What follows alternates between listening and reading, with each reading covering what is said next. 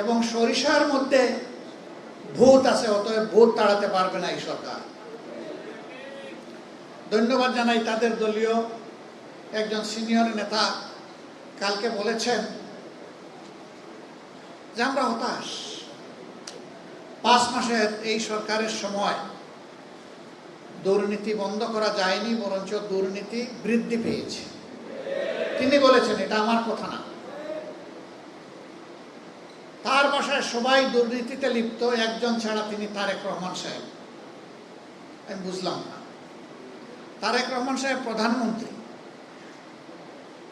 তিনি চান না, অথচ দুর্নীতি সবাই করে, এটা কিভাবে হলো?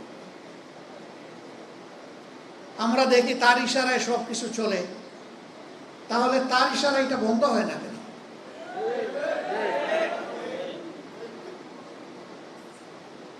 আল্লাহ ভালো জানেন, মাথা থেকে পায়ের পাতা পর্যন্ত একই, সবকিছু একই কিনা আল্লাহ ভালো জানেন।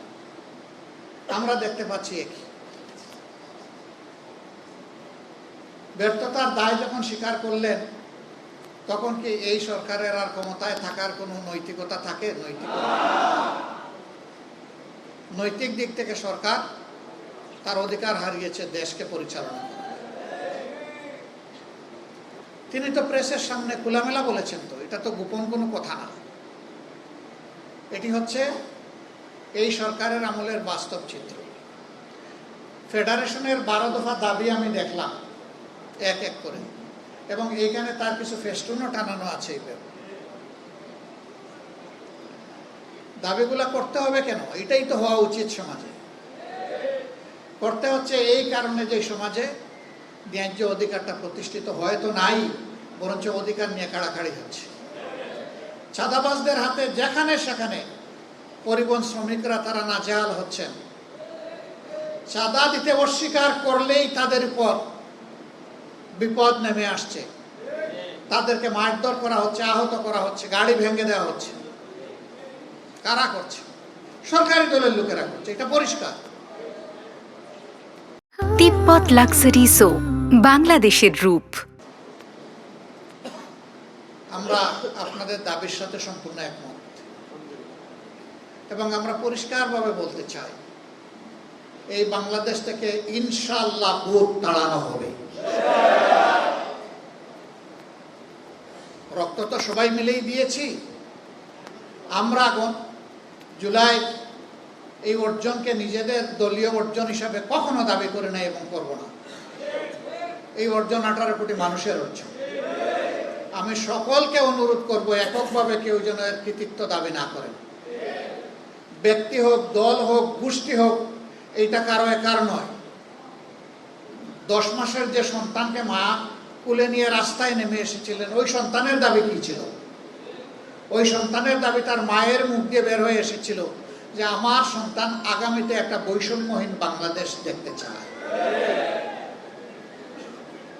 অতএব এটা কোনো গোষ্ঠীর আন্দোলন ছিল না, 18 কোটি মানুষের আন্দোলন ছিল। অনেকে বলেছেন আমাদের দলের এতজন শহীদ হয়েছে। আমরা বলি যে শহীদরা কোনো দলীয় সম্পত্তি নয়, শহীদরা জাতির সম্পদ।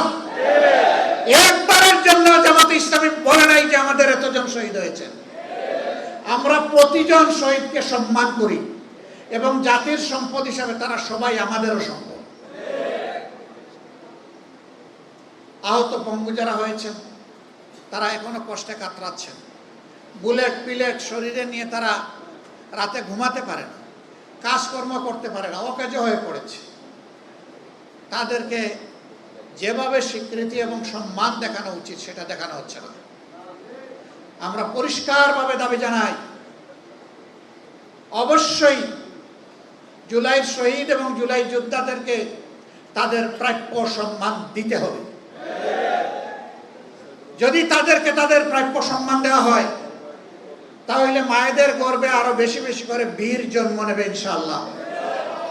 আর যে জাতির মায়েরা বীর সন্তান জন্ম দেবে, সেই জাতি বিশ্বের কোনো দানবের কাছে মাথা নত করবে না। আমরা কোনো আধিপত্যবাদের কাছে মাথা নত করব না। অনেকে আমাদেরকে পার্টি নন গ্রাটা, মানে তাদের দেশে এই পার্টিকে তারা বরণ করবে না বলে ঘোষণা দিয়েছে। আমরা এগুলা কেয়ার করি না। আল্লাহ তাআলা বাংলাদেশে জন্ম দিয়েছেন, এই বাংলাদেশের লাভ ক্ষতি হচ্ছে আমাদের লাভ ক্ষতি। এই বাংলাদেশ নিয়েই বাঁচতে চাই, এই বাংলাদেশের জনগণের জন্য লড়াই করতে চাই, এই বাংলাদেশের জনগণের হাতে হাতে তাদের অধিকার তুলে দিতে চাই।